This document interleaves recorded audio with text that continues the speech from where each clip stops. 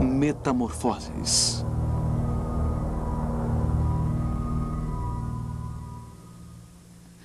A pesquisa e os progressos constantes da ciência permitem compreender melhor as metamorfoses do cabelo.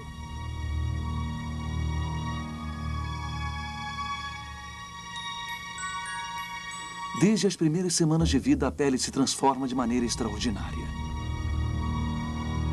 O epitélio, tecido da epiderme, e o conjuntivo, tecido da derme, transmitem permanentemente as mensagens que dão partida à fabricação dos folículos pilosos. Dentro da derme, os fibroblastos tecem uma rede de fibras de colágeno, a base conjuntiva que cerca o folículo. Os fibroblastos se aglomeram para criar a futura papila dérmica.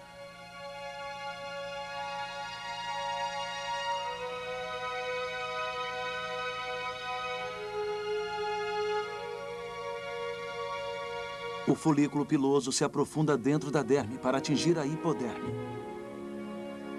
É a partir do bulbo e da papila do folículo piloso que o cabelo vai se desenvolver.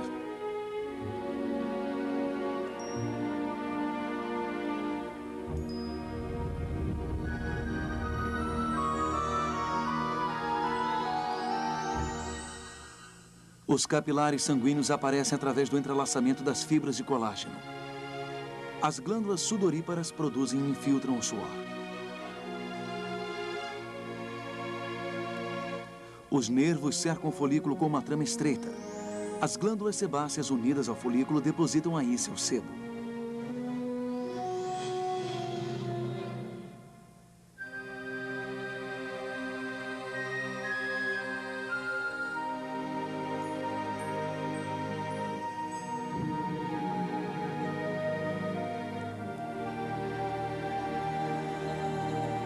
Sob a base conjuntiva, a bainha epitelial externa e bainha epitelial interna, o cabelo é formado.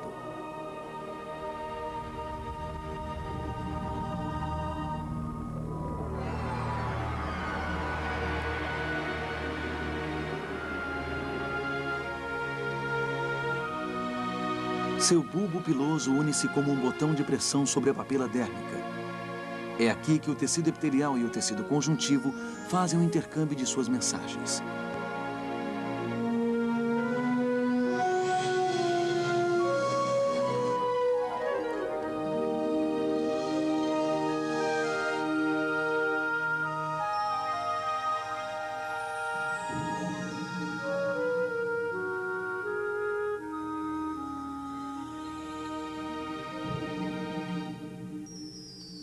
Dentro do bulbo piloso, sempre conectado à papila, um aglomerado de células se multiplicam e se diversificam.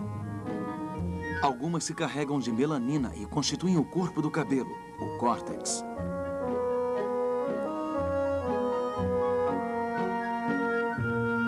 Outras constroem a base epitelial interna.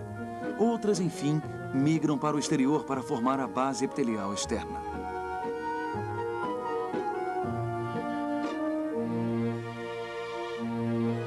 Muito rapidamente, as células do córtex param de se multiplicar. Elas se alongam, perdem seu núcleo, se carregam de fibras de queratina para formar a haste capilar, cujas células externas constituem as escamas.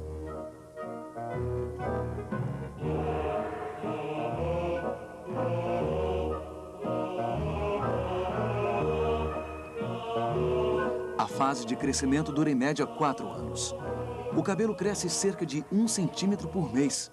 É a fase anágena. Uma mensagem interrompe a atividade das células do bulbo. Elas param de se multiplicar. As células das bainhas epiteliais externa e interna se degeneram. O bulbo piloso perde seu volume. Apertado pela derme, ele é expulso para o alto e se desprende da papila.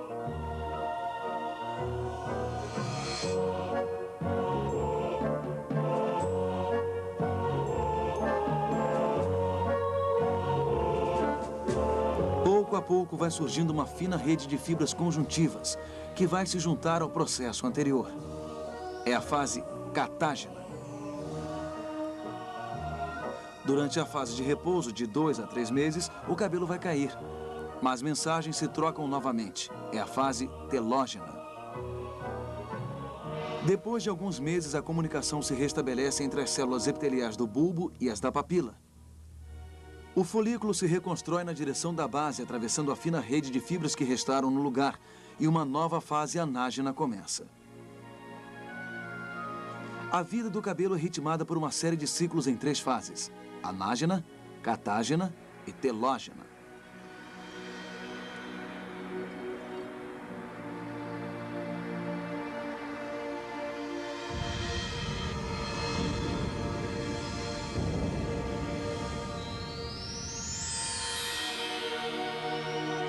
O cabelo é flexível e muito resistente. Sua cutícula está constituída de 3 a 10 espessuras de escamas de queratina e forma uma barreira protetora contra as agressões. Sob as escamas é o córtex que dá ao cabelo suas principais propriedades: elasticidade, resistência e permeabilidade. Nas células do córtex, os grãos de melanina responsáveis pela cor estão incluídos em uma queratina flexível, o cimento intercelular, que representa os 2/3 do córtex.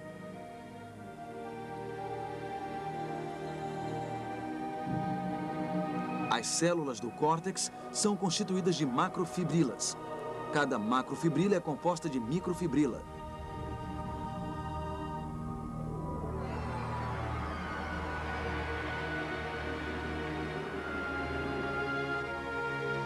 As microfibrilas menores são formadas pelo conjunto de protofibrilas.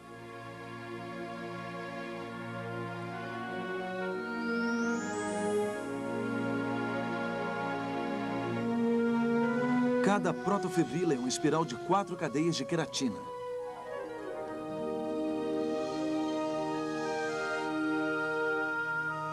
A queratina combina os átomos de 19 aminoácidos, cujo enxofre tem papel importante na coesão dos cabelos.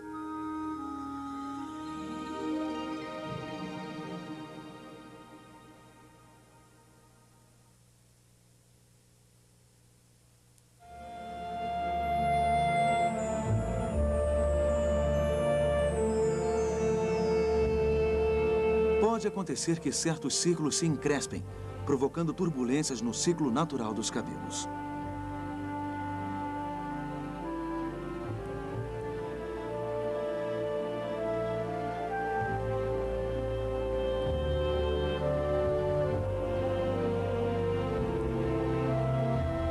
A rede de fibras conjuntivas pode engrossar e endurecer.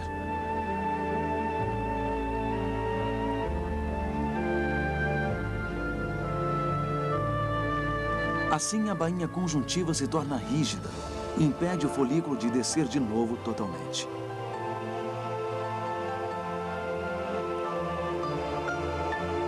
O crescimento é freado. O novo cabelo não apresentará as mesmas qualidades de vigor e espessura.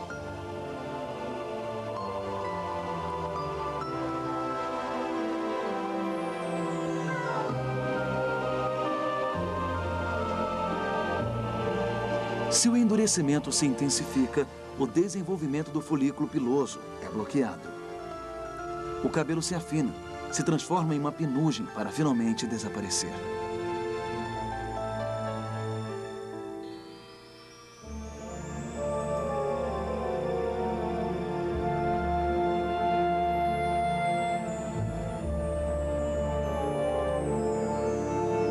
A beleza do cabelo depende do equilíbrio do couro cabeludo e particularmente da presença do filme hidrolipídico, constituído de sebo e de suor.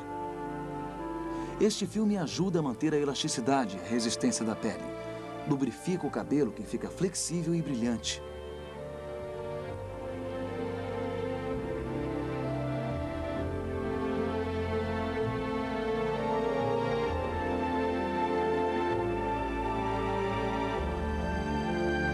O filme hidrolipídico pode tornar-se excessivo quando um afluxo hormonal estimula fortemente a glândula sebácea.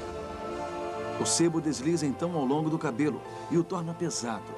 Por vezes, o couro cabeludo fica irritado.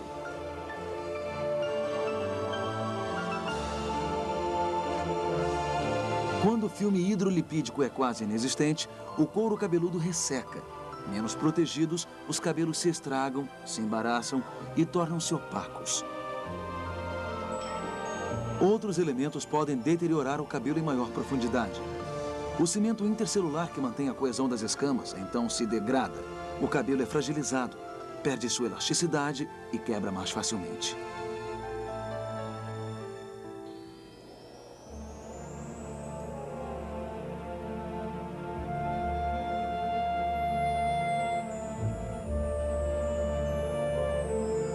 A boa saúde dos cabelos depende também do bom funcionamento do couro cabeludo, de sua epiderme que se renova constantemente. As células da epiderme migram da camada basal até a camada córnea na superfície.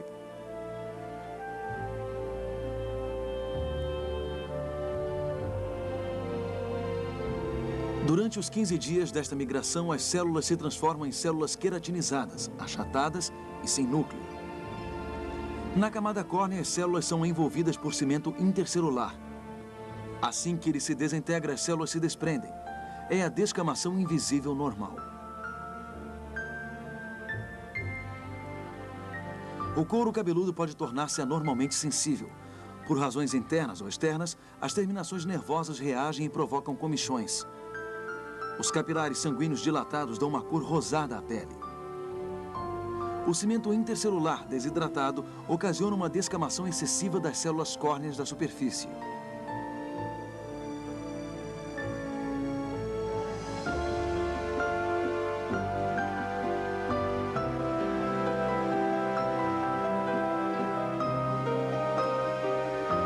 O couro cabeludo pode apresentar caspas. Um excesso de micro-organismos naturalmente presentes sobre o couro cabeludo provoca um desequilíbrio da epiderme.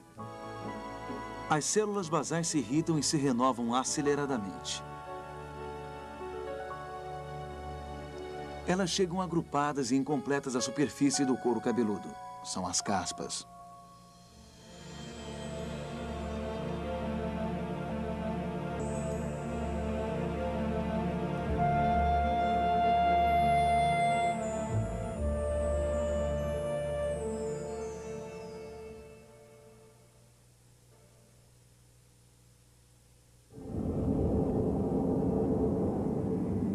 O cabelo pode tomar todas as formas.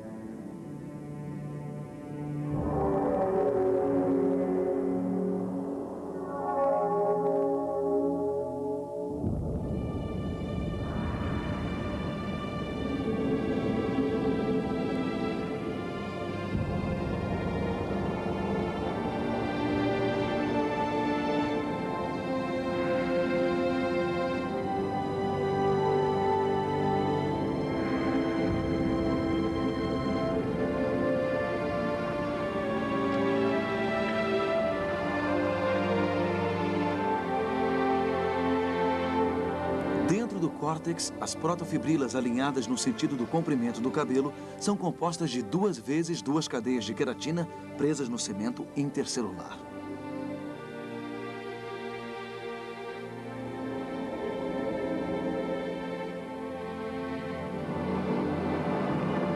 A coesão deste conjunto é assegurada por ligações ou pontes entre os átomos de queratina. É isto que dá ao cabelo sua força e sua resistência.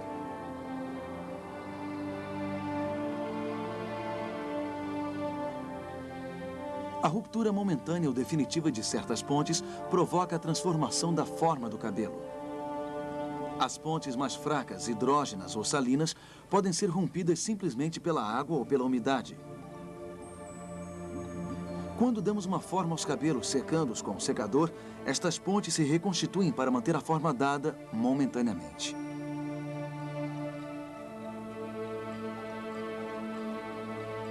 Em suma, outras pontes mais fortes tendem a levar os cabelos à sua forma inicial. São as pontes disulfuradas.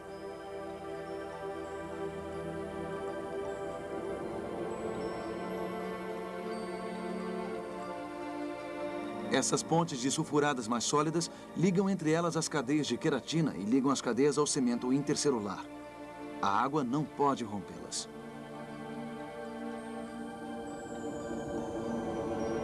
Os redutores provocam a separação das cadeias e do cimento que os envolve. As cadeias queratinizadas tomam então uma posição diferente.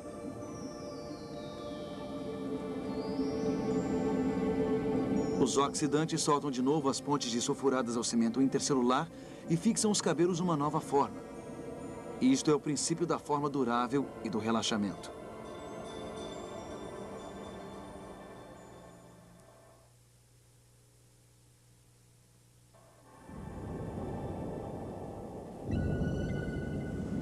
Ao cabelo se pode dar todas as cores. Os pigmentos de melanina dão a cor dos cabelos. Sem pigmentos, eles são transparentes. Estes são os cabelos brancos.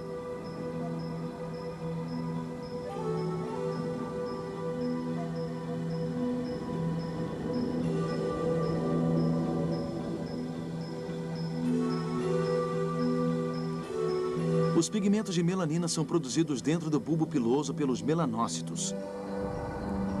Dentro dos melanócitos, uma molécula, a tirosina, sob influência da tirosinase e de uma série de oxidações, se transforma em melanina. A melanina se concentra em pigmentos granulosos, as eumelaninas, responsáveis pelas cores escuras, e em pigmentos difusos, as feomelaninas, responsáveis pelas cores claras. Esses pigmentos se difundem dentro das células do córtex.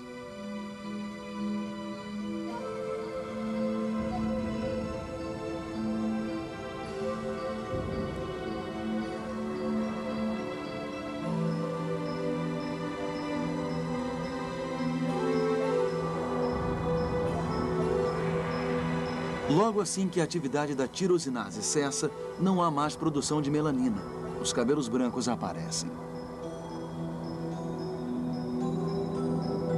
Os pigmentos são parcialmente destruídos pelo oxigênio do ar. Essa oxidação é favorecida pelo sol, o calor e a umidade. É o clareamento natural da cor dos cabelos.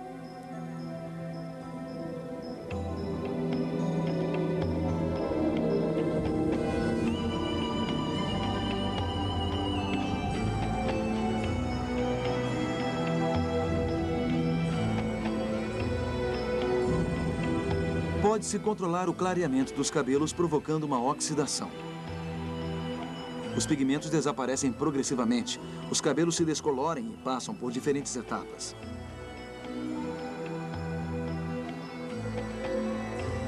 A descoloração não é o único processo que modifica duravelmente a cor dos cabelos.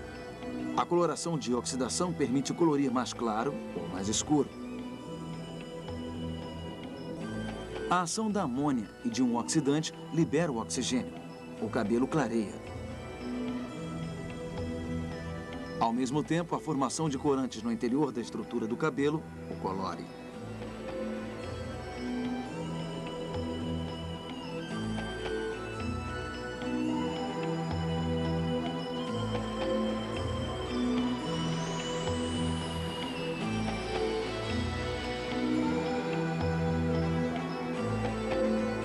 A coloração de oxidação permite também, sem mudar a cor dos cabelos, trazer-lhe reflexos sutis ou intensos.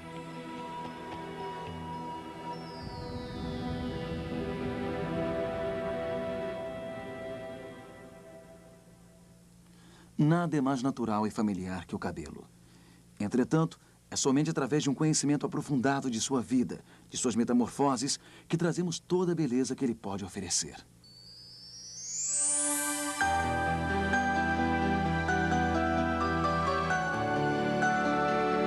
Versão brasileira Audio News.